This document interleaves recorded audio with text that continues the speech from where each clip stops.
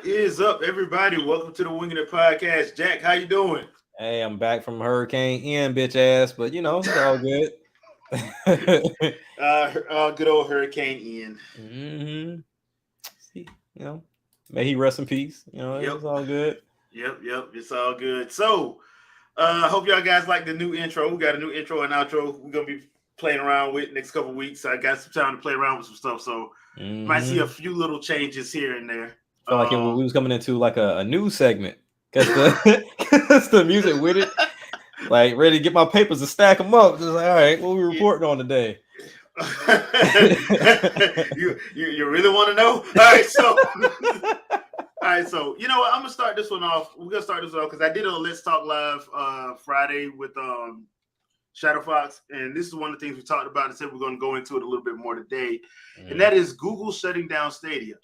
Oh, yeah. Now, my question, I'm gonna ask this question first because I got his answer. Do you think they should have made a console the first go round instead of jumping straight to cloud? No. You think it was smart for them to go that route? Because, even with how bad IT infrastructure is in the US? Yeah, because, and this is why, with this being their first foray, this was an easy way for Google to say, if this does not work, we can pitch this off somewhere else. And with that, they pretty much are going to repurpose it. When it comes down to the consoles, I don't think they're going to be able to do that. It's a lot of hardware that they would have to get rid of if they had some just floating around in the store. And I'm pretty sure it would have got bought up over time. But I think this was a smart, safe route for them to kind of jump into it. And if it didn't work, give it to some enterprise company, because from what I heard, as far as their infrastructure is pretty reliable. But in regards to how they approach it was just bad. Yeah, that was the other thing I was going to ask too, the approach, because my whole issue was they did not do a good job explaining it, any of those connects they did. No. And then on top of that, the connects just stopped. That's when I knew something was wrong. Yep. We hadn't had a connect in about a year. Yep. And then not to mention too, getting rid of your first party studio. Yeah. Who still hadn't put a game out yet. Exactly. So the other thing that I have an issue too is, as far as Google is concerned, Google comes up with some amazing stuff. And then all of a sudden they would come out and be like, okay, you know what? I know y'all like this, but we're not doing this anymore. We're getting rid of this. Like, they do that too much. Way too much. Because they kind of doing it now, even like on a smaller front. When you talk about what is it, Duo? Yeah. Now they go from Duo and now it's going to Google Meet again. Yeah. And it's like Google is just way too inconsistent. And so, like, and that kind of goes back to the whole console thing. They were never going to keep up with it. Like, never would have going to keep up with it when we talk about updates, games being released, as far as the inventory. Google was going to BS that the entire time. And so this was, to me, to save people the headache and at least getting the opportunity to see how it worked. I mean, it is what it is. I mean, cloud gaming in itself is kind of in the same realm as VR. It's going to take for something substantial to make it stick. But until then, it's not going to function. I put it like this: if Xbox can't make it work, then Google damn sure ain't going to make it work. Well, I think the only thing that's keeping it where Xbox is going to be able to work is that they're at this point, Microsoft's forcing Azure on everybody. Yeah, exactly. They're forcing it on everybody. They're like, I don't care. But we just got a brand new server. Don't care. You're gonna integrate Azure into it. You're gonna integrate Azure into it. I don't care. Yeah. But sir, we don't have. What did I say? That's basically what that boils down to, in my opinion. The other thing too, just especially with how stuff is in the States, how do you actually get the whole? How do you get where cloud can actually be stable and functioning in a setting where if you go to, like, you're in Florida, if you go to a Popka, it's not going to work. It's not. You can go to Plant City and it's not going to work. But but I think that's more of a North America issue, than it is in like a certain area issue. Yeah, exactly. Because it's just not going to work. And then even if you get into the political stuff, those infrastructure bills are not going to pay enough money for that to be suffice across the board. It's just not. Like I think they're more inclined to have like these 5G towers up for like autonomous cars that drive by themselves and move around. But as far as gaming, no, you're not going to have the bandwidth nor the structure to make that work. Well, the game is going to be good. They're going to benefit. We're going to benefit from it, but they're not doing it for no. Right. Those towers are going up. Yeah, those towers are going up for like education and like you said, some of the more automated stuff. But as well as they should. Yeah, they should. But the thing is, like I said, when you go to like places in like Alabama, Mississippi, Florida, South Carolina, Tennessee, Kentucky, Montana, Idaho, some of them dead zone, like you got stretches of nothing but dead zone. And unfortunately, there are some people who live in those places, so you can't like act like they don't exist. They do. Yeah. There's some people. If they going from one level in their house to another level, it cuts out. Right. I mean, I've had that situation like when we were kind of jumping into 4G for the first time. I literally had to stay in the corner of my room, otherwise I would drop service, and that was with T-Maybe, aka T-Mobile. But but that's the problem. Like we don't have anything consistent, and like Wilton was saying, Google changes like the wind. They don't have anything consistent. Even if we had the means to keep a consistent internet, I guess you could say bandwidth and everything, whether you walk out your house or not, and you connect automatically to some type of Wi-Fi and it's the same speed, Google still wouldn't give you enough content to even do anything with it. No, because they didn't. One of the things that had me worried was when they kept talking about 8K, but they didn't have a game to go with it. Like you keep talking, you keep using all these buzzwords, but I don't see one game. Say what you will about like Sega and Nintendo and even Sony back during the PS1, PS2 days. When they dropped something, you saw at least one or two games with it. That's true. But I will say this, though. I would give maybe 75% the blame to Google, and I would give the rest to the main consumer. Because if you look at what has been working, if we throw these buzzwords at them, they're not going to do the research. They just like the way it sounds. And if their content creator says that it's legit, then they're going to go with it. So we could pretty much kind of give ourselves some leg room and some time by using buzzwords and then pop up with the real games or content or whatever was supposed to be coming. Yeah. So I understand, and and they tried to take the same approach of throwing money at it. Whether you talk about getting certain type of that's just not going to work. Yeah. But I don't know. It's weird. I mean, because if there was a company that you thought would be able to pull it off, it was Google, because Google has crap tons of money. So you're like, okay, they can actually probably pull this off. But then when you sit back and thinking about it, you're like, wait a minute. They didn't keep Google Plus. People loved Hangouts. They got rid of that. People love Duo and Wave and all that, and they got rid of that. As soon as this don't do good for like 2 months, they're gonna get rid of it. And they jumped out of the VR space hella early. Like they went with cardboard and then we're done. Like, and the fun thing about Dreamscape was actually good. Yes, it was actually good. I'm like, bro, but I don't know. But I mean, to me, Stadia, the writing was on the wall when it first popped up. No one really was interested in cloud gaming in the beginning. The only reason why it's interesting now is because Microsoft is making it a secondary option opposed to an alternative. And then this also begs the question, how well is Logitech going to do with their new handheld? Because their handheld is cloud-based. Now, for them, where it works, to where I feel like it's going to work to an extent, I'm going to put asterisks on asterisk, but quotes around that word, is they have the means of you using Xbox Cloud as well as GeForce Now. So it's nothing that they have exclusive. They're just giving you a cloud-based machine. Now, still, it is what it is. I mean, it's still $300+. Handheld situation. Cloud is just not there, but I think they'll fare a lot better than what Stadia was trying to do. Yeah. And plus, like, Steamdeck is popular. Yeah. So you do got that. As long as you can pipe in the Epic or Steam or one of those online stores, you should be fine. You should be. But I got a question for you though. We got cloud gaming. Now, I don't know about you, but do you take anything out of your house that's super expensive other than your phone? Nope. Exactly. I'm not carrying around no Steam Deck. Like, I don't even I'm take not. my laptop or my tablet out of this house. Mm-mm. I still got my 3DS and my Vita, so I'll take those. Right. Things that you don't mind, something happening to them. But I'm not taking anything. Like, even if I had a Steam Deck, I'm not taking it outside. That's not happening. So when we talk about Stadia, where it was beneficial, you get on Chrome and it was accessible. And I think the biggest problem outside of just content and how stable it was, a lot of what they bragged and boasted about in the beginning wasn't even available day one. No, it wasn't. So it's like, it really wasn't. Do this. I'm like, oh, when? We'll let you know.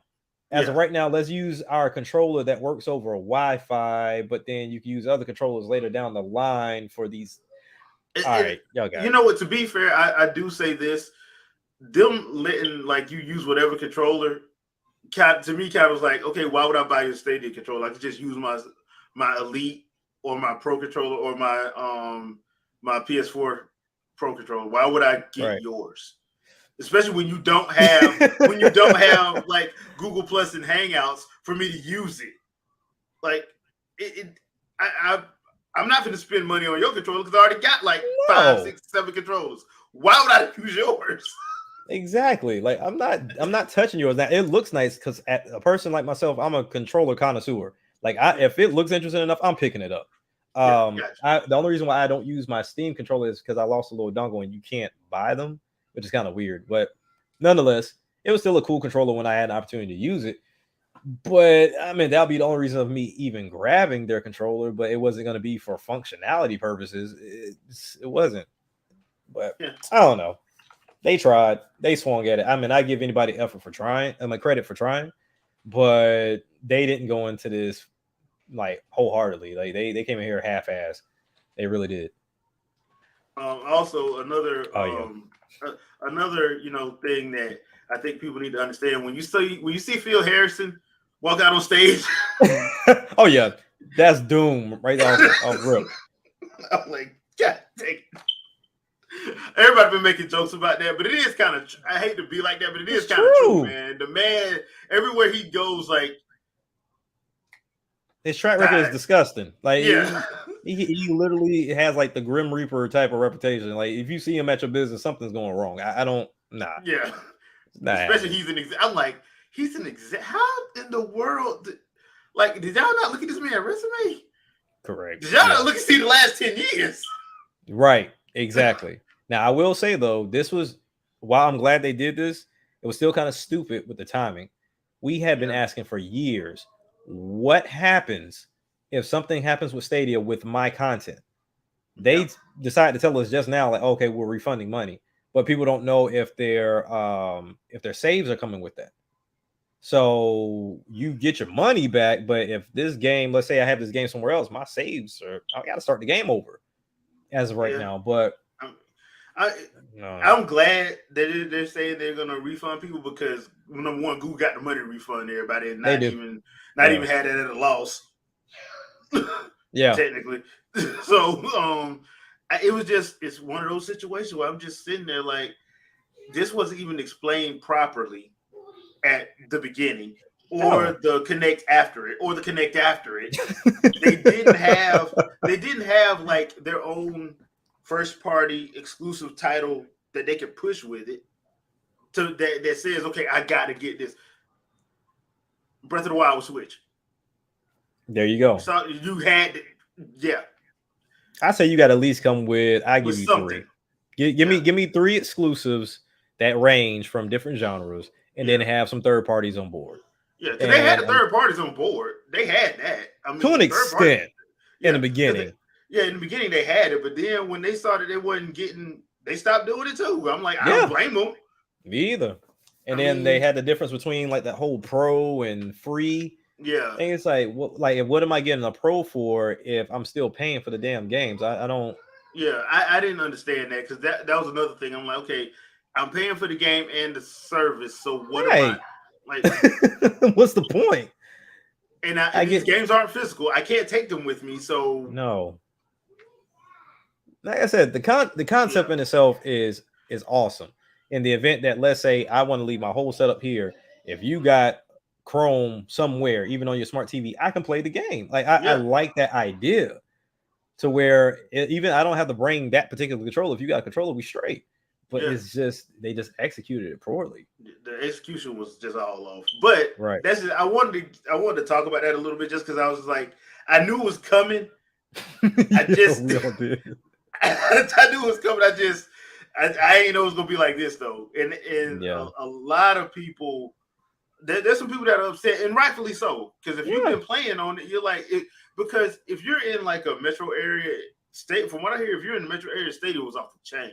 Yeah, it was great. But once again, if you're in something to South Carolina, and then like you said, no exclusives to be enticing. I mean, we like when you look at it, Xbox and PlayStation get the same games for the most part across the board. The one things that draw you in are the exclusives. No matter how many people claim they hate it, you need exclusives. Yeah, that's what makes your system stand out. Yeah, makes you especially when they're done right. When they're done right, Halo 3, for example. Halo 3, bro, it pushed units. Yes. So I mean, people have to understand that we have exclusivity everywhere. When you look at even Android and Apple, the fact that people love that blue damn bubble makes them stay there. It's everything. Like me, I have a whole bunch of Apple devices and Android devices, but it's very enticing to have an iPhone because it talks to everything so seamlessly, to where Google, they have so many different, manufacturers. It's like, will I get the update? Will I not get the update? You're gonna get it. We just don't know when yours is rolling out. And then it's like, oh, we put it out there, but then now you gotta wait for Verizon or T-Mobile to tell you when you're gonna get it. I'm like, all right, y'all doing way too damn much right now. You should not be in the single digits of your latest update on phones. That's just wild. Then to hide it, they don't even do them by numbers. They do them by plants or animals and stuff, or food. Just to make sense. It's smart. It's smart. It is smart. All right, so let's talk a little bit about EA.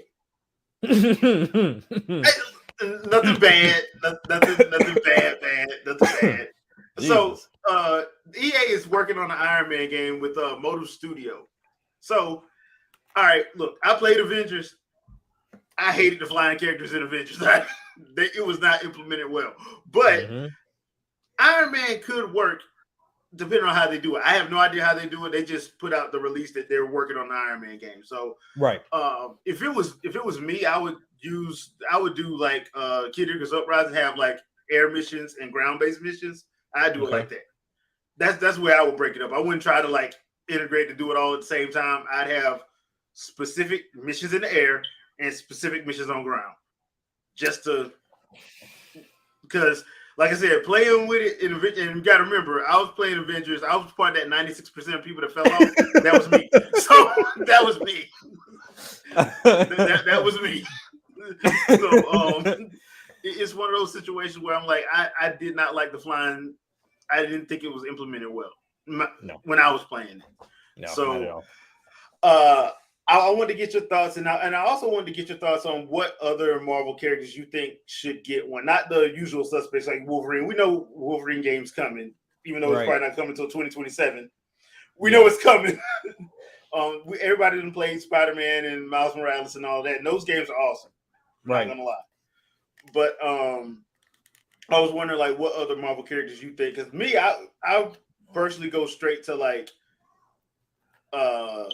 either like Captain America or Black Panther or Luke Cage, something like Defenders or something like that, because you can make a good action adventure game out of that. And like with Captain America and Black Panther, you can even throw some spy stuff in it just to make it different. So I want to get your thoughts on that. Well, to kind of answer your first question, like with EA, I think this works for them because of Anthem. Like for anybody that played Anthem, the flying mechanic was amazing. Like the one thing that game got right. But like, so that aspect will work. Like I feel like they still need to be partnered with somebody But maybe BA will pull something out there behind. I mean, I'm looking towards this Wild Hearts game that they're making that looks like Monster Hunter. So I mean, maybe they're able to pull it off. I don't know. But as far as like how it functions, I think that's always been a difficult thing for games that have both flying and ground situations. Because if you think about the horrible Superman game back in the day, or if you think about like any game that requires some form of like flying and ground mechanics, it gets a little wonky because you kind of have this back and forth, and you fly up and then you shoot down on the ground, and it's a mess sometimes. It seems like no one can find out how to do it cohesively. I think Control may be the closest, but you're not going to have a huge onslaught of enemies with Control. But in regards to like the next Marvel character that should get one, I would, just because I'm tired of seeing the superheroes, give me one with Juggernaut. Oh, yeah. I like Juggernaut, because at first, like, I knew who Juggernaut was from watching like the old X-Men cartoons and stuff, but then of course the whole phenomenon of Juggernaut bitch was like big. So it like shines some light on it too. But I just the idea of him and Professor X being his brother, and just kind of how all that stuff ties in, and just kind of seemed like he can't be defeated to a certain extent. But just kind of tying into his story. Like Juggernaut would be cool. Like, don't get me wrong, Black Panther would be cool, Storm would be cool, but I think Storm will fall in that same category as Iron Man because you got flying and all that other stuff. Yeah, so her ability level is ridiculous. So right, and that's where you run into those Superman issues. Yeah, exactly. Like Superman, so, those invincible ass characters, you would have to find a way to get them stripped before you even start the game. Similar to what they do with Metroid. Yeah, and nobody likes that because I hate that when they do that with me. I hate it when they do it with Metroid. It's horrible. It's like every game you just get your shit taken. Like you just don't want to do nothing. Like you don't want to find a way to prevent this. But okay, sure. I know a way they can do it, but they just won't. They for some reason they won't do it. But yeah, Trudell has a good one. Cloak and Dagger is I can see that. 2D action. I can see that. Cloak and Dagger, I can see that. Because they have an interesting power set, and you can use light and dark. You can actually use it. So yeah, that could actually work. But that was one of the things I was thinking about because, like, normally I would say X-Men, but it'd be hard to try to do that not hard, but their cast listing is so big. Yes. As far as and everybody has their favorites, so you're not going to please everybody because you're not going to put all of them in there. You're just not. There's too many characters. So it's one of those situations. And you're going to have to have Wolverine. You're going to have to have Storm. You're going to have Cyclops and Jean. You're going to have that. And then you start getting into where you had a Gambit fans. Where Gambit at? That's Rogue me all day. Yeah, Gambit all day. Where Rogue at? You get into those kind of arguments. I think one of the best X-Men games was the first two X-Men Legend games that came out on in 6th Gen. Yeah, because they did a very good job with those. All those games were amazing. I almost forgot about those games. Totally forgot about those games. Yeah. Especially the second one when we had to fight Apocalypse cheating. Yeah. Now, I don't know much about him, but he was one of my mains on Marvel's Capcom 2, but Cable. Cable. Love Cable. Yeah, I would love to see something with him. Like I said, I wanted to look more into him, but like I said, just kind of loving his moveset in the game, but I never knew anything about him. You could actually pull off an action adventure game with Cable because his story kind of mimics kind of like Terminator a little bit. With some subtle differences, but you can actually do something like that, and that'd be different because you can mess with time because he is a time traveler.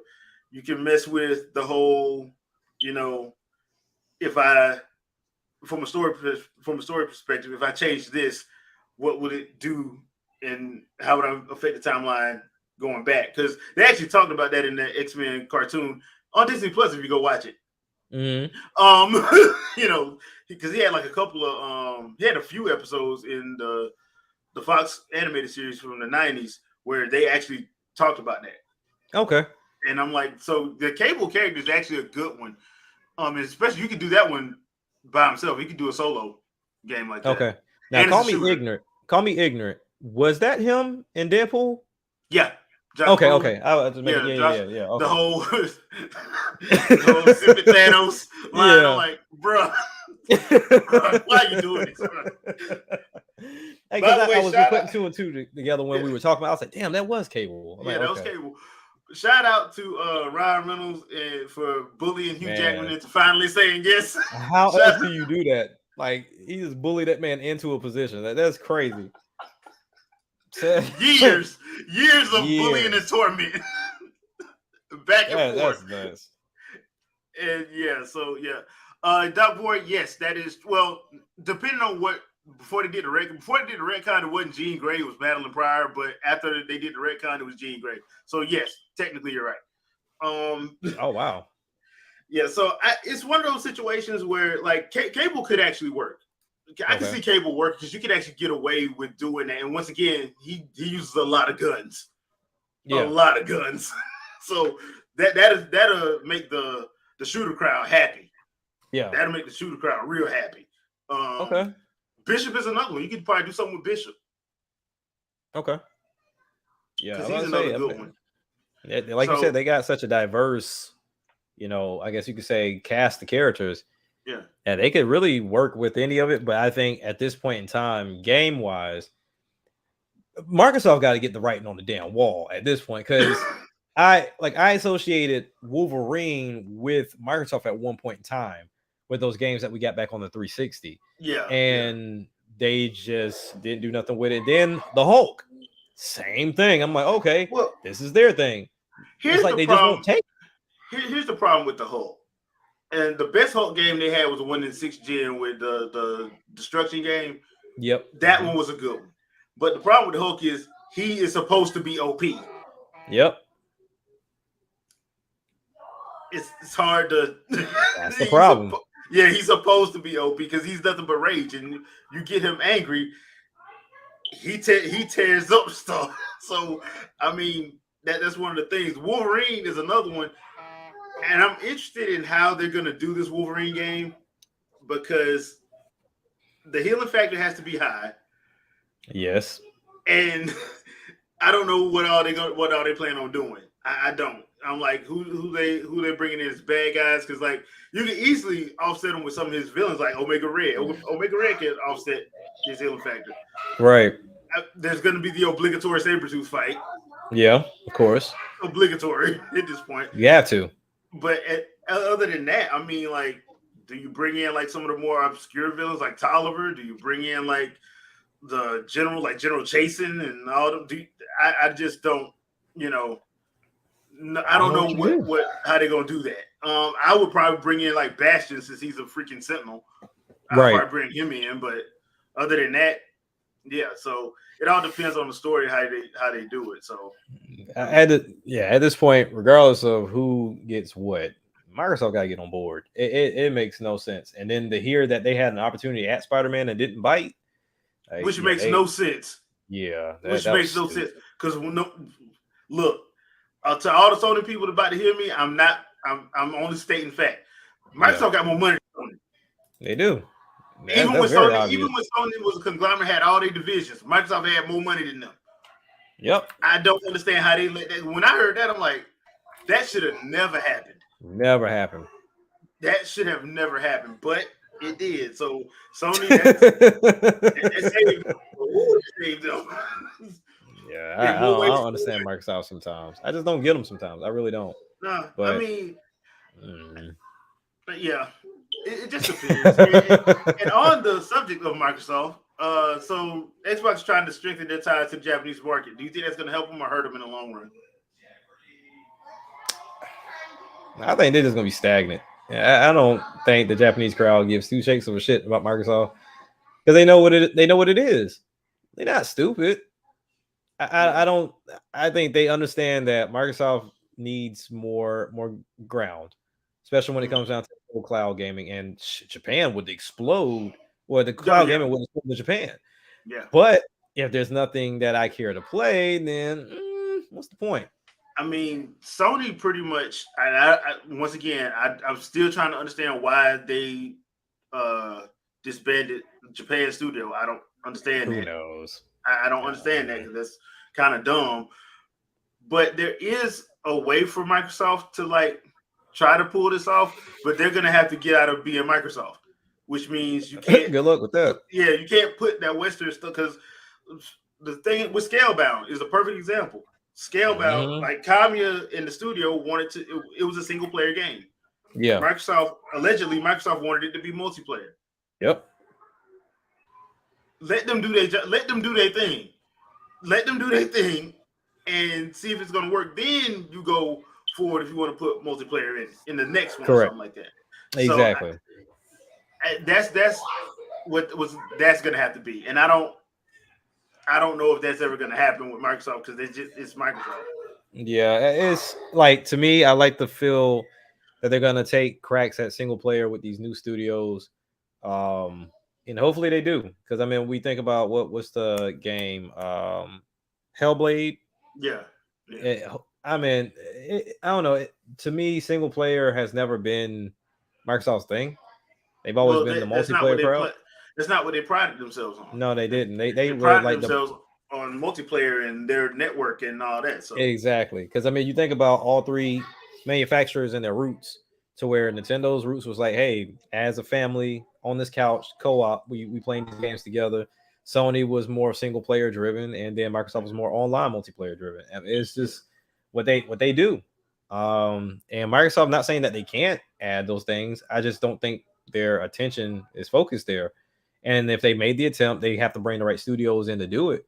But all the studios that they picked up, there are a few that have made some great single player games. It's just, is Microsoft going to let them do it? That's the question. And that also, once again, you have to look at the base that they set up. Yeah. Do they want it? Because I mean, they've had a lot of interesting titles that didn't go anywhere because their base it shouldn't have been on their system to begin with. Correct. Yep. Just being honest, because your fan base don't want that, and you've let that be known on multiple occasions. So yeah, I mean, when you're forcing multiplayer into stuff, I mean, what can you do? I mean, because at this point, even multiplayer aside, their main thing was, let's bro this up and make a whole bunch of shooters. And that's what they end up being the face of. And unfortunately, when you now try it's something to bite different, them behind, right? Because now you want to do something different because you got a different person in charge, and nobody wants it because they're like, that's not what I come here for. Which, I mean, I agree with that sentiment, because it's like, all of them shouldn't be the same, but ultimately this is the backbone that you have, and you just kind of have to stick with it. You got to feed it. Yeah, you got to feed it. That's why it's not a good idea not to have a good variety. That's why when anybody usually asks me about variety, I'm like, Nintendo has the best variety out of anybody, because you're gonna have your Mario and your Zelda, but you will also have your No More Heroes and your Bayonetta. Yes.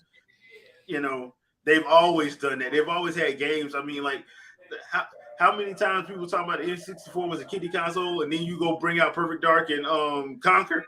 Correct. Conquer. Yeah. Still to this day, I think I get more enjoyment out of watching that game than playing it. Like, look, Conquer's Bad Fur Day. Microsoft gets it. They censor it. Nintendo didn't censor Which makes no sense. But Nintendo's the kiddie people. Like, okay. I'm like, look, I just like, look, they got the best variety, period, because they actually have stuff for everybody. As soon as them kids go to bed, pull out No More Heroes. But my thing is, I don't understand how people can even argue it. Because even if you talk about, third parties, most third parties are releasing the same damn games. Like, it's not, there's no variety in third party either. And that's where I thought years ago, indies were going to rectify that. But hell, even indies then started converting. Indies, like, everything's a roguelike, because that's what's roguelike, or either the novel games. Yeah. Once something gets popular, that's what it goes to. And it's like, dude, you don't have to do that. You don't. You really don't. Yep. So roguelike, roguelike Metrovanias, the novel games. Yeah, the visual novels. Yeah, it's they stuck right now. I thought for sure I thought indies were going to be the new third parties. Yeah, and some of them, to me, I'm like, I would have thought brawlers would have got more love, especially since like Streets of Rage 4, the Ninja Turtles game. I'm like, okay, people should start picking back up on brawlers, but nope, they not. And I'm like, I was wrong on that one. I don't know. Like I thought for sure we were going to be in a better space years ago. I thought we were going to be in a better space, but it's just everybody, because of how much it costs to get this stuff done, or even you got a lot of one-man teams. Yeah, that they just can't churn this stuff out. So you kind of have to go for those quick cash grabs and then possibly go for your dream project after that. Yeah, hopefully you can get some more people. Yeah, with you and stuff like that. Yeah, so that's unfortunately that's just one of those situations, I guess. So the other thing too, since we're talking about gamers and we're talking about games, we got to talk about prices. Prices. What's wrong with prices? A lot of prices right now. I mean, well, here's the problem. Like, because I've seen it, and I know people in chat. I know y'all seen it too.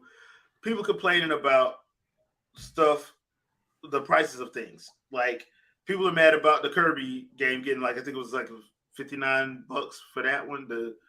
Okay, you got The Last of Us 1 remake for the third time. So and I've told y'all about my issues with The Last of Us remake. My issue had nothing to do with money. My issue had to do with, why do they keep remaking it? Correct. Yeah. That was my issue. I'm like, you're remaking the HD of the HD of the HD. And it's accessible. It's not like you can't go to the store and pick it up. Yeah. So that was my problem was never the price. It was, why do you keep remaking this one? Correct. So that was my issue. It being $7 is not a problem to me because, one, I don't know how much that game costs to be made, to be honest, but I'm pretty sure it's up there. I'm pretty sure it's up there. So a lot of these games probably should be paying $70, $80 for, but just because that's how much they cost to make now. Correct. And so the people complaining, I'm like, look, I don't know what you want me to say, because one, we're not looking at the cost of what it took for them to make it. Right. Even even then, yeah, Nintendo don't normally put their stuff on sale. They'll put it on sale like around the holidays, but they normally don't put it on sales for for a majority of the time, because normally people buy it. If you're gonna buy it, you're gonna buy it. Exactly. That's what I'm like. I've seen how many people complain about Pokemon and still go get a day one. Yep. How many people complain about Animal Crossing? You got a day one. The best-selling Animal Crossing in its entire history. You got me. So I'm like, if you want to get Last of Us, hey, go ahead. Okay. I don't understand it, but, sure. But I'm not gonna. But if you got, once again, friend of the channel always says this: gaming is an expensive hobby. It is. Yeah. There's no two ways about it. It's an expensive hobby. So sitting back and complaining about it when half the time you're gonna buy it anyway. Isn't that with everything we do now? Like, it's easier to just complain and then act like you're gonna do something about it. In reality, you're not. Yeah. Like I mean, when we talk about this $70 price, like, I understand, because really, Sony, as of right now, some of these third-party developers are not offering you anything different. They're offering you the same thing on the same media format. They're not doing anything different. But, my thing is, it's the same argument that we hold with Nintendo. If you're going to buy it at this price, why in the hell would I change it? Yeah. So my thing is, you test the waters. And let's say, for example, with 2K, if I saw that my sales were at, let's say we sold 10 million at $60, and then here comes 2K23 and we raise it to 70, and I still get the same amount or the same sales, if not more, why not? Why would I? Because if we truly want to argue about the pricing with games like FIFA and 2K, they should be lower in price because they get majority of their money from fucking VC. So they shouldn't even be at that high of a price point for entry. But ultimately, they can get away with double dipping right now. They literally sell you a $70 game and then turn around and get more money off of VC. I mean, somebody got to get paid, man. Somebody. I mean, like I said, I get Ronnie 2K is doing very damn well. Yeah. That man is not hurting for nothing. As rude as he is, that man, he has nothing to really do with the game per se. But that man, hey, he doing his thing, and I'm not one to pocket watch. You get your money. Yeah. People Yeah, willing more to spend power to it. you, player. More Yeah. power to you. I tell people, don't get mad at the system. Don't tell people to fix something that's working. Yeah, it's working. Yeah, I mean, at the end of the day, if you, it's about the value that you find as a consumer. If you find Correct. value in it, then yeah, you're gonna get it. I've told people on multiple occasions, if Nintendo drops Legend of Zelda: Ocarina of Time for Switch right now, I'm gonna go buy it.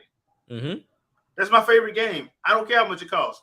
I'm gonna go buy it. It's my same thing with Goemon with Konami. Yeah. If Konami told me, hey, we're remastering the 64 game and we're selling it for 70, please believe I'm picking it up for 70. Yeah.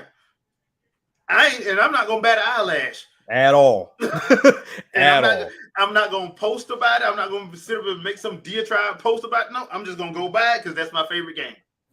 Can't believe you spent $70 on that old game. And I'll be like, mind your damn business. Mind your business.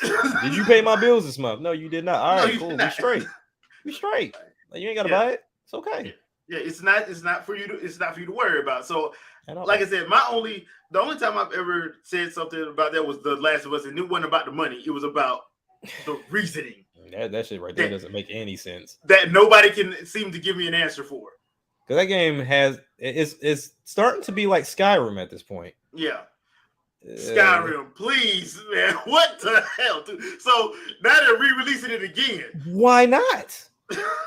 That is, if somebody can give me a valid reason as into why they should not keep reselling this game, because it obviously is doing numbers. Yeah. Obviously it's doing numbers. Obviously, yeah. I'm going to Resident Evil 4. I will keep releasing this game until you stop buying it.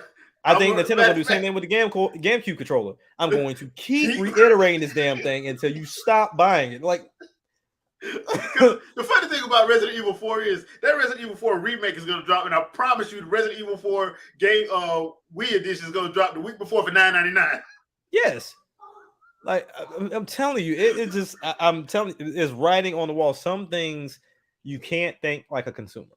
No. You have to think like a businessman, and that's just what it is. I mean, when you look at something in the nature of the Quest 2.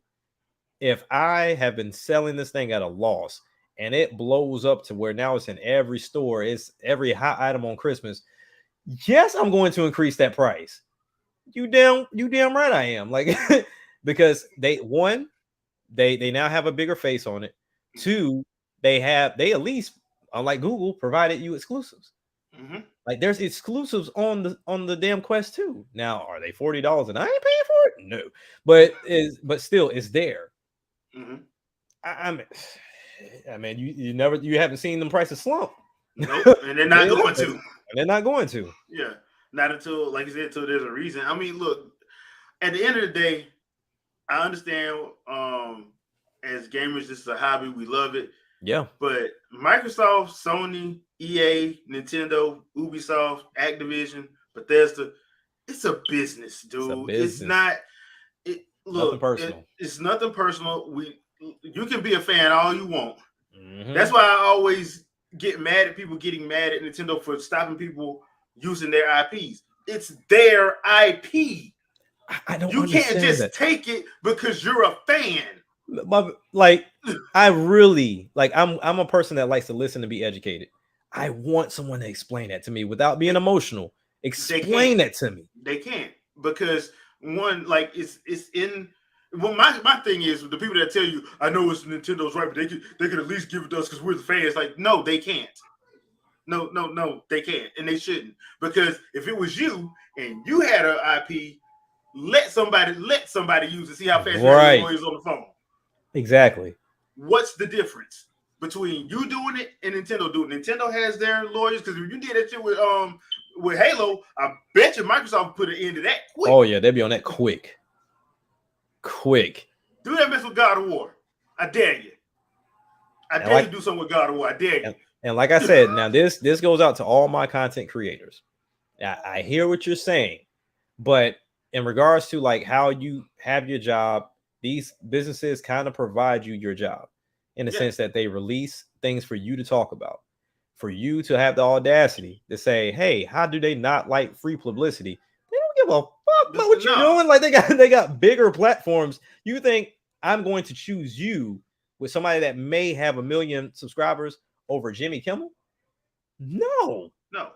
I'm gonna choose you over Jimmy Fallon. Like really, like sometimes I know as some creators, and even for me as a music creator, you got to get off that high horse sometimes. Like, yes, you have a following, and that's big because even when we talk about numbers, it's amazing that you even have 10 people paying attention to you, nevertheless, 1 million. Yeah. So when you say to yourself, hey, I got copyright struck or I can't monetize this, and it's stupid because they won't allow me to show their content. Dude, that's perfect example. We did the Game Awards last year. Right. We didn't know that Keanu Reeves was coming out to show the first 2 minutes of The Matrix. We didn't know that. I had no idea. And guess what? They struck our channel. And I'm sitting here having to send an email to them like, dude, this is a live reaction. Right. What am I supposed to do? Then they sent us back 2 days later, because I had a couple people tell me like, Jay, man, the feed cut out halfway through. I was watching the replay. I'm like, what you mean? I'm like, it's there. And I went and looked, it's blocked. And I had to send an email. And I'm like, dude, it's a live. Did y'all block everybody's live reaction? And apparently they did. They blocked a lot of people's live reaction. Yeah.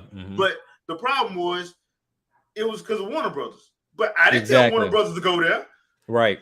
And I didn't know they were going to go there. If I knew, I would have been like, oh, got to silence this. Correct. But, yeah. I didn't know that. I just let it run because we were talking all the way through it anyway. Because we were making fun of it because it was hilarious.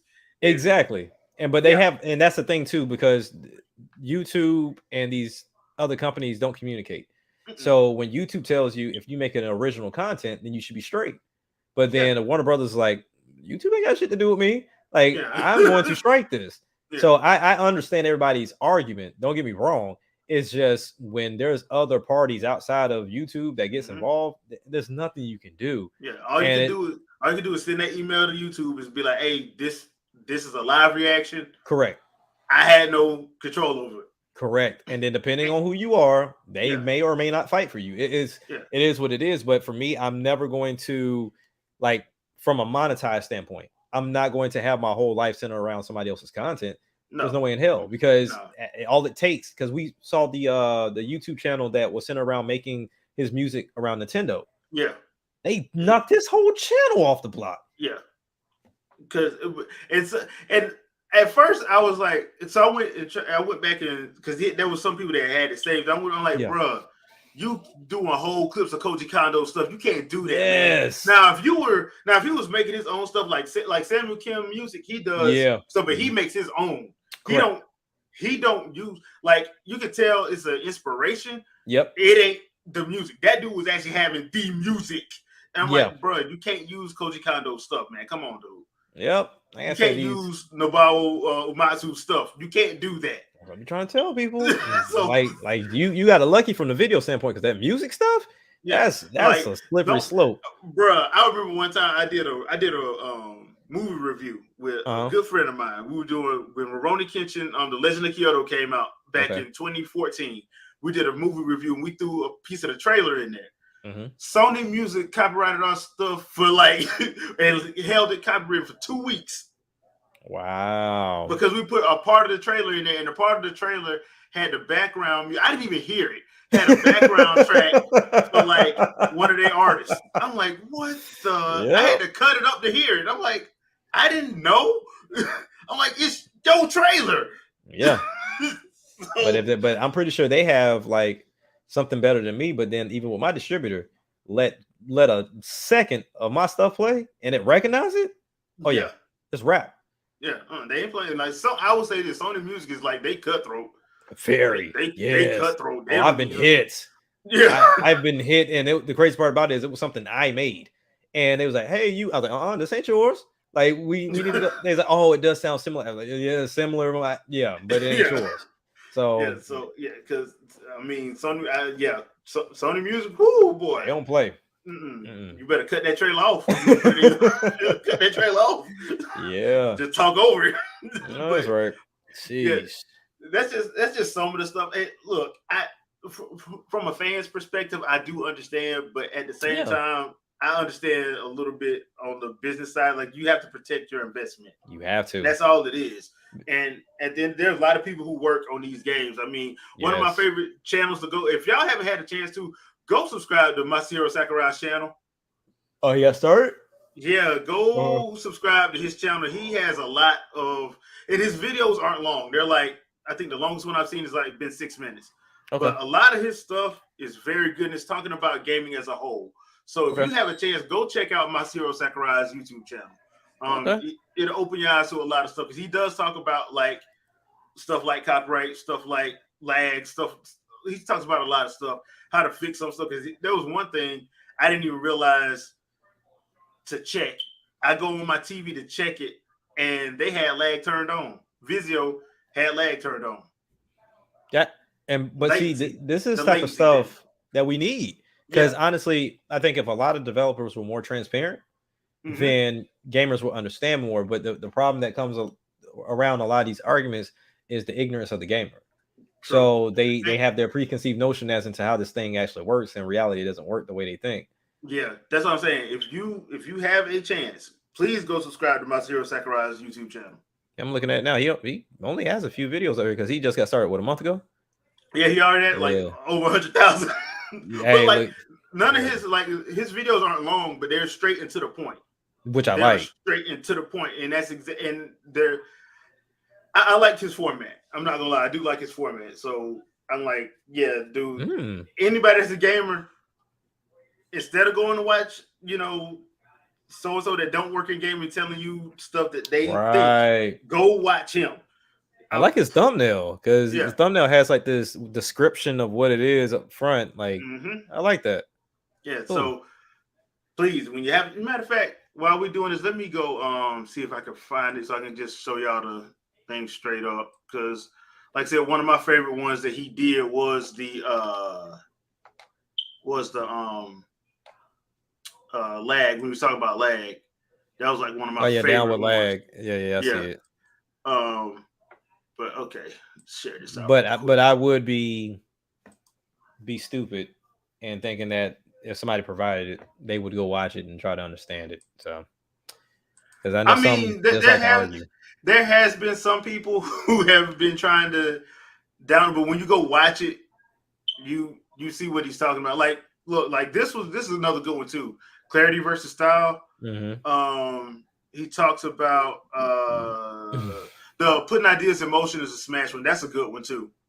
That's a good one too. Like I said, like if you look at the time, 232, 237, 439. Like they're bite sized and they're easy to, Oh, and this is another good one. Who are the Game Awards for? I can only imagine what that's about. Yeah. Yeah. Another one, and this one right here is probably the one that people should watch. They're probably not going to watch, but game development isn't a game. It's work. It's an actual job. Yeah. And he talks about it.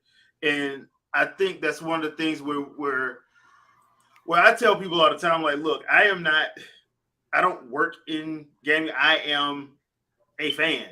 Correct. I'm not going to ever pretend like I am a developer. I see people who will, if Katsuhiro Harada tells you that, a certain thing about gaming isn't correct, that I saw people try to correct him.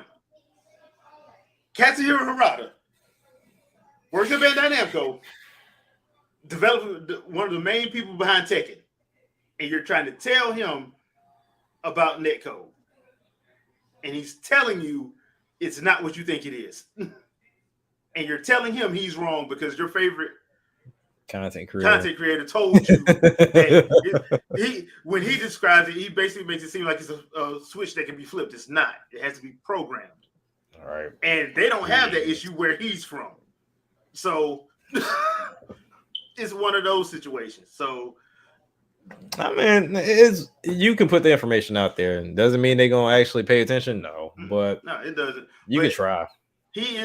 Sakurai is, yeah. I did not expect this from him, and I like this. I like this. So I'm gonna definitely check it out, especially with them being so bite sized like that. I like that. like I said, I haven't seen one over 6 minutes. So, well, I think there was only one up there that was 10, but yeah, but that's other pretty than dope that, though. and usually when they come out, they're quick. You can, So, what's 10 minutes? Yeah, like you had that playing in the background while you doing stuff. Exactly. Yeah. So, anything you want to talk about, man? While we got a few more minutes left. Yeah, I actually had something I wanted to bring up. So, I was looking into this today, and I'm kind of interested to hear who you think may be the first to try this, or if it would actually like take off. So right now, we have this influx of handheld PC games right now, or like gaming machines or whatever. And then we also have these base station PCs that are getting stupid slim, like they're beyond slim. It was and the way I kind of see all this stuff is off of a channel that Shadow put me on with ETA Prime, and he has like all the latest stuff that most people don't even pay attention to unless mainstream brings it to the light. But I'm curious. Switch kind of created a phenomenon, right? And to where it's like this hybrid nature thing. Now, the one thing that these handhelds can do, but haven't fully invested in, is tethering to the TV, and for you to be able to play using a Bluetooth controller and playing on the TV. Do you think the first company that comes out the gate with a dock and a capable handheld PC situation is going to win, or do you think it can only be done by Valve because they have the means to subsidize the price because they're going to sell software as well? It depends on who you're talking about. So we got some companies that got a lot of money, correct, that could do that. So now, do you think it's money based, or do you think it's content wise? Because we just had this conversation about Stadia, to where really the only ones that's participating, Valve's the only one that can offer you games. Well, but if you make a deal with Valve or with Microsoft Store, right? If you make a deal with them, that could help you out. Yeah. As far as the only other company I can see actually doing something like that is Apple. They could. Yeah. To be honest, now there may be some other, because there are a couple of companies overseas that are trying to come into gaming pretty aggressively. Yeah. And I know they're looking at what Nintendo's able to do with the Wii. What they were able to do with the Switch is like turn gaming on its head. Yep. Because with the Wii, that's why they had the whole casual versus core gamer. Because Microsoft, Sony couldn't compete. And what I mean by that is, how in the world do you, as Sony, have the PS3 and you talking about 6-axis, and little old Nintendo that got their Wii remote controller and it's working better than yours? Exactly. You're supposed to be on HD, and this is live in front of everybody at E3. Yeah. So it when they do something like that, and then when they do something like the Switch, where they say, okay, fine, y'all said y'all wanted to be able to take this console anywhere, we gotta wait for y'all to do that. Yep. And now you see Valve's like, shoot, well, since they don't have a actual handheld no more, we can actually go into that space. Because I can promise you, if Nintendo had another handheld, we all know how Nintendo do with their content. Because as soon as you bring your handheld out, they're like, all right, that's really nice, that's cute. Drop Mario. Right. That's really nice. I like that. I'm gonna buy me one. And that's reality too. Like, oh, I love this thing. But like, okay. You know what? I actually love how the controller feels great. It feels very intuitive. Drop Metroid. So I mean, that's literally what happens. Like, I mean, we saw it with the 3DS. Vita drops, 3DS comes out, Kid Icarus, Legend of Zelda: Ocarina of Time, Mario Kart 7. They just start dropping games. Yep. And they the only ones that can do that, because what happens is you start dropping the games, and you technically have a more advanced, in quotes, system, but they actually have the games. Correct. Yep. That work, that are fun. That people can't stop. People are still talking about Kid Icarus Uprising multiplayer to this day. Yep. Okay. Yeah. So now that they're out of the handheld space, quote unquote, now you have Steam can come in and be like, okay, yes, we can actually get some money off this now. Right. So if we strike hot and say, hey, we got a handheld, that's why when they kept saying they had a dock, I'm like, why are they saying that? I'm like, because if you have a PC, that means you already have your PC. You don't need it, especially if it's supposed to be seamless to where I can put this down and go straight to my PC. Yeah, I don't need that. But they neither here nor there. But that's one of those situations. I'm like, if I'm Valve, I'm like, no, this is handheld to your PC. Yeah, you ain't handheld to your TV.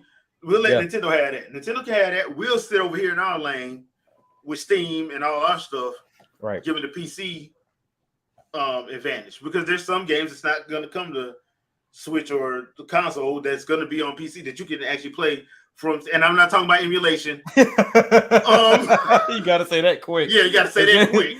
But I can. Like, no. So, Jesus. But yeah, that's if I'm Valve, that's how I'm looking at it. Okay. Yeah, look, Nintendo, y'all had. I'm not even trying to compete with y'all because I know what y'all gonna do the second I say that. I'm not saying that. These other folks saying that. Don't look at me. Hey, my hand's clean. Yeah, my hand's clean. It's I'm over there. My lane. So, okay.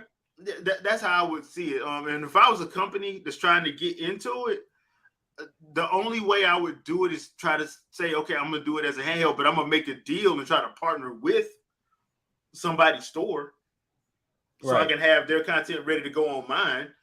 Okay. That way I don't have to worry about while I would try to go out and get some exclusive stuff, I know that part is taken care of. So look, you can access the Epic Store, you can access your Steam library, you can access your Microsoft stuff from Microsoft. If that's what out the box, I would have Game Pass available out the box. Yeah. Why? Because if I do that now, can't nobody complain. You can't complain. Yeah, you can't complain because I'll be to talk to Phil and anybody else at Microsoft I need to. Look, what I got to do to get Game Pass on my system. Yeah. Well, we're gonna need 25% off top. I said, I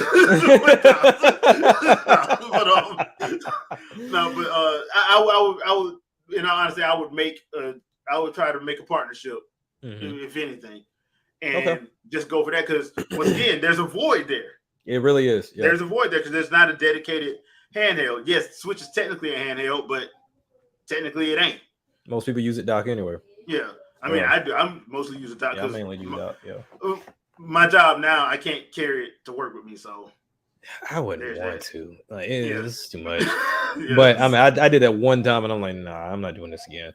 Well, I used to do it because, so my last job before I got my new one, we have conference calls. Conference calls usually didn't have nothing to do with me, right? So I would usually be playing my Switch on my 3DS. I wouldn't be paying attention. I ain't gonna lie. And people in the chat, y'all done did it too. Yeah. Don't sit there and act like I'm the only one. I'm not. Yeah, I think the biggest issue with a lot of these though is form factor. Like the Steam Deck is cool, but it's just huge. But also too, it was interesting that you mentioned Apple, and once again, this is where Google could have won.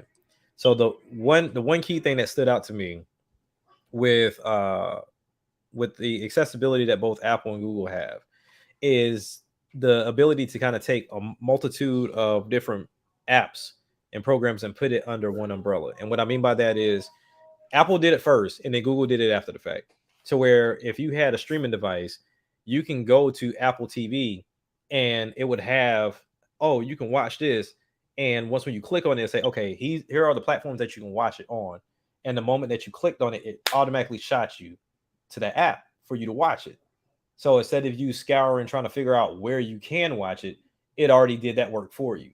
And Google does it now with like their Google TV stuff, like you can see it and it's like, you can watch on Hulu, Freevee, HBO Max, whatever. They do it now. So when I think about gaming PC, you have Valve, you have GOG, you have the Epic Game Store, you have Origin. There's so many different. Exactly. So if you can find a way to say, hey, look, we built something to where it like you log into all your accounts. And then you don't have to worry about them ever again. Those accounts will just feed right into this main hub to where it has all your games within the library, any games within a shop, you can see those games within our shop because it's going to filter from those stores as well as shows the sales, and then also have the ability to do cloud gaming as well as whatever games you have that you bought digitally. I think that's who would win. Apple and them in themselves, I feel like they would also have a leg up too, because while they take a longer time to put something out that Android may have had, they bring it in and they make it exquisite. Like they do it to a certain T to where it works in their ecosystem. So if Apple comes out the gate with that, Apple may have it to where, hey, you can stream this directly to your Apple TV, or this works with your Apple TV in some type of way, or they have it to where, look, it works with your AirPods, your Apple Watch, like can get off your, like all that stuff. So literally, you playing the game and your phone, much like your MacBook, is connected to that console. Oh, a call come in, bet, press that real quick, talk and play at the same time, and your phone's nowhere near you. Yeah, and I think that's where Apple would kill it. Yeah. But I think ultimately it was always going to come down to form factor and then the games themselves. But I've always been curious as to who would be more or less the Nintendo within this realm. I think Valve has a great chance because they have the Steam platform, but ultimately when you look at form factor, you look at affordability, accessibility, to where like even when you look at some of those games that's on your Steam library, it still doesn't tell you if it works with Steamdeck or not, and that's a problem. Yeah, it is right. Like imagine me going to the store and the game says Nintendo Switch on it, and then on the back it says it may or may not work with your system. Like, what the fuck? Then why are you? Yeah, why are you selling it? Like, what's the point? And that's one of the positives about a lockdown system. We all love customizability and all that stuff, but having a lockdown system gives you a guarantee. And I know PC gamers love the fact that you can tinker and mess with stuff and adjust it, and all. That's cool. But it's cool until shit don't work. And you sitting there trying to learn Linux because you don't know nothing about Linux. You trying to learn Linux, trying to fix them. You got to become a damn developer because your script ain't working. Yeah. So I feel like it's fun until you have to start actually being an IT professional and not get paid for it. Exactly. So the first person that comes out the gate with a lockdown system that says, hey, look, it does all the back end, blah, blah, blah. Yeah, these are PC games, but you can only adjust what's in the settings, and that's it. Then yeah, I think that's who would win. But ultimately, I don't know how long we're gonna go before that happens. I don't know. It's going to be an interesting few years. Yeah. I think the next 5 to 10 years is going to be real interesting because, like, right now we didn't hit kind of like, I don't want to say we kind of have hit the graphical plateau a little bit. Yeah. So that's why when you start hearing people throw out terms like 8K and all this, I'm like, bruh, we ain't got 8K TVs out. What are you doing? Yeah. What are you doing? It's like, weird. That's why I always keep going back to that 2005 GDC conference where Iwata told you what was going to happen. Yeah. And nobody listened. Yep. I don't know. Like, and then it's making it worse with DLSS because you put in all this money to make sure that your system is just this big buff thing, and then you tell me that my Switch, right? You can't even do split screen co-op at all. But then here come DLSS, which is software based. And that thing can match what you're doing, if not do better, for little to nothing. Looks like somebody was right and somebody else was wrong. It is. I don't know, because even when we talk about software, Google's been winning that camera race for a long time with software. Like they just updated their hardware this time around. So I don't know. That's gonna be a tough one. But hey, if Apple ever says we bringing the Pippin back.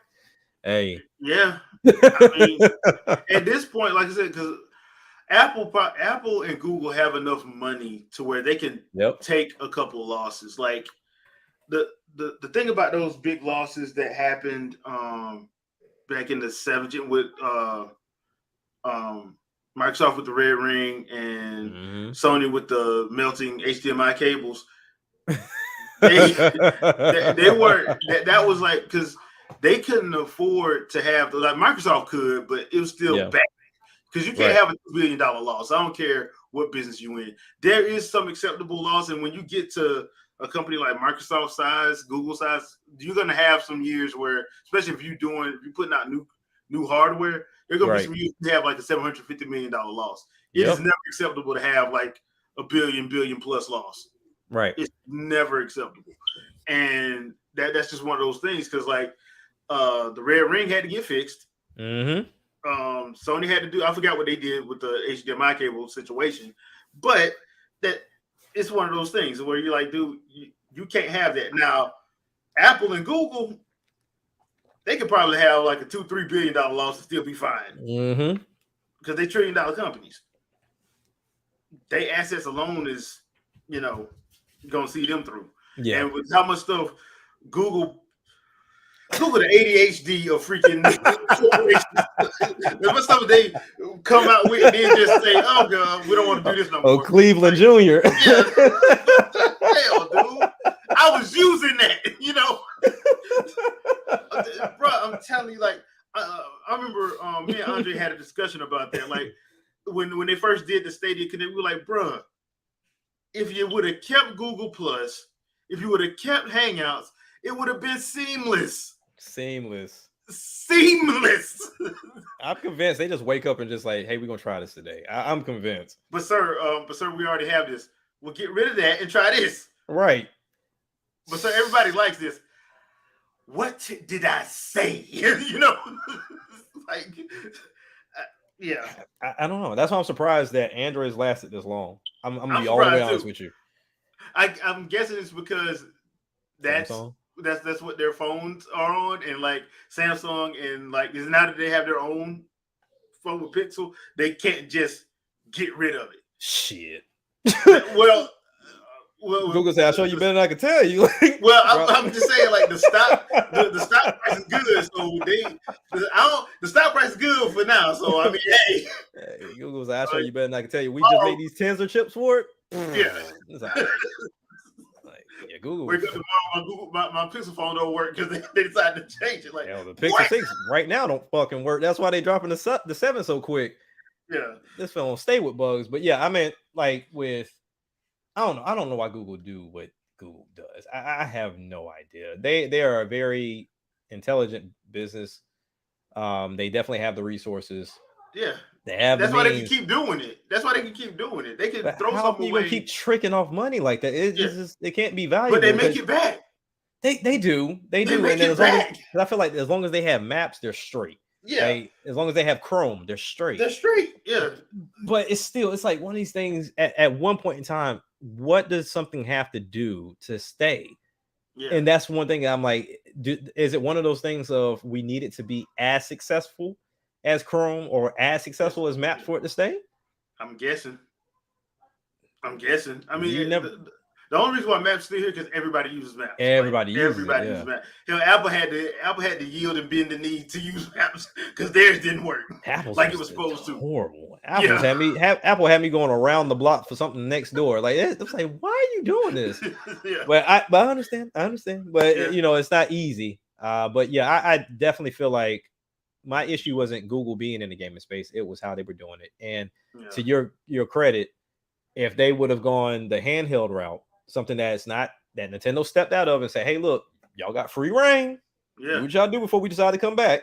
But they could have went that route because you have the phones, you have the capability of locking into 5G because you have what is it, Google Fi? Yeah, Google Fi, yeah. You can do that. I mean, you got your own routers, Wi-Fi routers and stuff. Like they have a lot of stuff that they could really make this work. It's just they just execute it poorly. I mean, we could have literally had boxes, PlayStation, Xbox, Nintendo, whatever they're. I don't think they would put Google up there, but whatever it would have been called. Yeah, that's why I was like, maybe they should have made a console. Got used to the gaming industry side of things. Yeah, and then because once again, they have the data centers. They have the data centers to push this stuff, but the problem is you're fresh into it, and then you got probably the world's worst gaming executive ever. Hey, that man said, hey, he's doing a good job at wrecking stuff. Yeah. He never said he was doing a good job at keeping things around. Okay, so ooh, that's interesting. Ooh, now I'm curious as into what you mean by that though, because I'm thinking about something probably entirely different. Because I'm thinking on the hardware side. Yeah, me too. I'm thinking on the hardware side. I mean, if they were to ever partner up, that would probably be. I know one company is gonna get mad. Oh, for sure. For sure. Get mad as hell. Probably gonna fly to Korea. Actually, I think two will get mad because I think Apple will get pissed and I think Microsoft will get pissed. Like, yeah. they both will be mad. Yeah. Hell, Google might get mad too. Like they might have, because Samsung Google is get involved. mad for all. Google get mad for all of a day. Yeah, and then they go about their business. But yeah. like for them to, like Nintendo, as much as I love Nintendo's hardware from time to time, honestly, I feel like they are in a realm that they need to pass that to somebody. Come up with the concept, but just get somebody else to do that.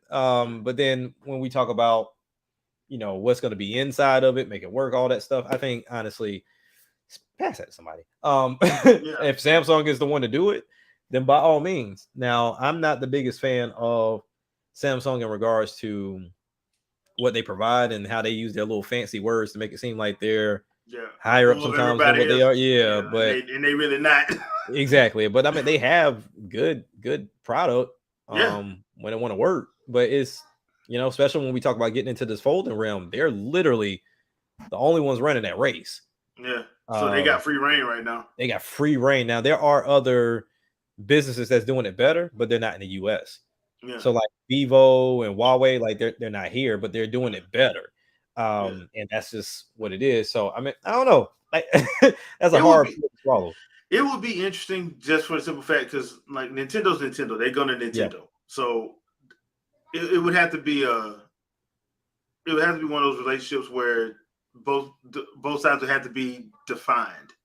Correct. So, and I think like as long as that, because once again, I've said this even back in the days when Michael Pachter was talking his BS. I'm like, Nintendo's the most consistent. Like if I'm going to invest my money, I would invest my money with somewhere where I know I'm going to get this much at the end of the year. Right. Exactly. Because they're consistent. You may not get that bump, but you're gonna have a consistent every year. Right.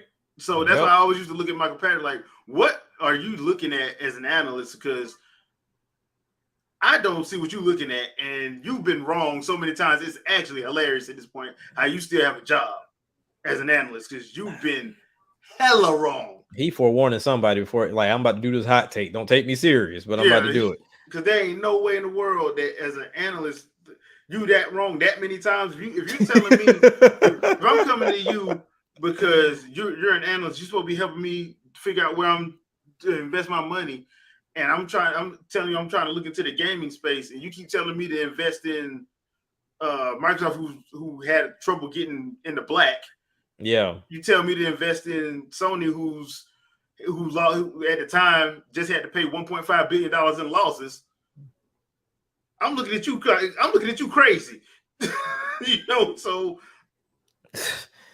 you be a fool to listen to Pachter. You want to, unless you want to go broke. Yeah. So and not to mention all the freaking conflicts of interest he had, but we don't get into that, Jeff Keighley. Hey. And so you leave the gaming messiah alone. Yeah.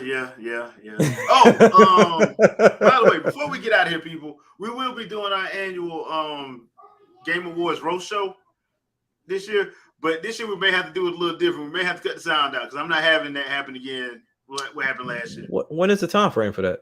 It's that first Thursday in December. Okay. Yeah. Cool. So we're going to be doing our annual, but we're probably going to do it without sound this year just because I don't want to have to go through that again. Yeah. I don't want people to be trying to watch it and then it cuts off on them because WB or somebody decides they in their feelings. Sorry ass movie made me watch that bull. I'm sorry. But yeah, just so you guys know that. Jack, anything you want to pimp out before we get out of here? The only thing I saw you got a new track on YouTube Yeah, channel. we the way I'm doing this, it's kind of like studying at this point. Like, I didn't release so much music this year. It's just kind of one of those things to where how you look into things and you like, oh well, let me try it out. Mm-hmm. So this was, after looking at a couple of content creators and producers and trying something different. Like, is it something to take serious? No, not really. But it was just something to add some content to the channel and start doing that. Especially, you got to start doing that with the gaming space too.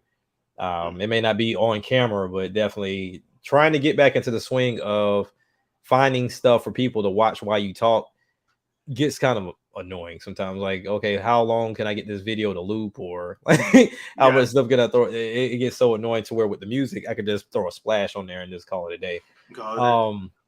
But yeah, so I'm trying to get back into game content creation, and kind of just go that way and just kind of do kind of similar to what Andre does, just kind of those ideas similar to what I was mentioning about the PC handheld space. Because if I do one, and this is a strong if, my next one will be kind of how the media right now is trying to strike up competition in the VR space. So there's a new comparable headset that's coming out, the Pico, like so Pico 4. But the problem with that is it's going to be hard for it to compete with the Quest 2 when it's only available in the UK. Yeah. So it's comparable in every step of the way, price, specs, the whole 9 yards. Some games, of course, because Quest has the exclusives, but if you're not in UK, Asia, or any of those locations, you ain't getting it. You ain't getting it. So they didn't cut themselves off at the kneecaps then. All the way. And like I said, this is their 4th iteration. So it's not like, So this ain't the first time they did it. So this is no. This is. I wonder how much money they're making off that. Well, they get a lot of feedback from content creators as well as bring people out to events. So they're doing something decent to where they keep making them. So I mean, they're the one and only competitor right now in this wireless space. Logitech has one getting ready to come up pretty soon. So it's I think ultimately where a lot of these VR headsets are going to fail is they didn't have the reach that Facebook got. And ultimately that's just what it's going to come down to. Because right now, everybody that when you had the high-end index versus the Quest, developers looked and said, hey, look, that's where the attention is, and that's what's easier to develop for, and that's where they went. True. I mean, most people got a Facebook page or a Facebook account, and not a lot of people got a high-end PC. Yep. So you got to go to where you think it's a device that somebody can go buy, and they got all that they need right there up front. They don't have to go and buy nothing extra. And that is why the PSVR 2 will fail, but I will talk about that if I make a video. Gotcha. Okay, so for me, if you guys had a chance to check out the Let's Talk Live I did with Shadow, I played a few fighting games I sucked horribly at. So go and enjoy that. We had a pretty good discussion. I think I'm going to start doing those on Saturday nights. So I'm going to try to have a guest come on, and we'll just wax poetic for about an hour and a half about something while we play something, or I'll try to make it a multiplayer, or most times I'll probably just be playing myself and we'll just shoot the breeze. So check that out. Like I said, I'm gonna try to set those up for Saturday evenings. So that way we'll have something just to chill and relax before the day before the podcast. So the regular podcast, and we'll be talking more about Game Awards because we are in October. So so we getting there. A few more weeks and we'll be in December. Boy, this year flew by. This year's flown by. Man. So yeah, we will be seeing you guys next Sunday. I'm gonna try to do some more gameplays. I got my stuff back working properly, so I'll probably jump on some. I just not got Tales of Arise. I'm sorry, but I'll probably put some gameplay up of that. Probably do a couple live streams of that next week, as well as some Ni no Kuni 2. I actually started playing that. I actually like that game. It was actually on sale a few weeks ago, and I picked it up. I actually like the gameplay. So I still like the first one over the second one. Yeah, so I didn't play the first one, so I picked up Revenant Kingdom. I'm like, okay, I'll give it a shot. I'm actually liking what I'm playing so far. Ni no Kuni is a weird Very weird game for me because, like, I saw the Ni no Kuni movie, so I have a pretty much a good idea what's going on. And once again, Japan does not care about killing somebody in the first 5 minutes of a movie or a video game. They don't care. They will murk you. They will murk you in a nasty way and bring you to another world. I'm like, okay, all righty. And that's how they rock. That's how they rock. I was not expecting that in the first 10 minutes of this game, but all right. Hey, let's go with it. But yeah, probably putting some gameplay up of that as well. So just be on the lookout. And thank you guys for watching. As always, thank you guys for being in chat and hanging out with us. Don't forget to like, share it out, subscribe, help us with the algorithm, help us to grow. And we'll see you guys next week. Peace. Peace.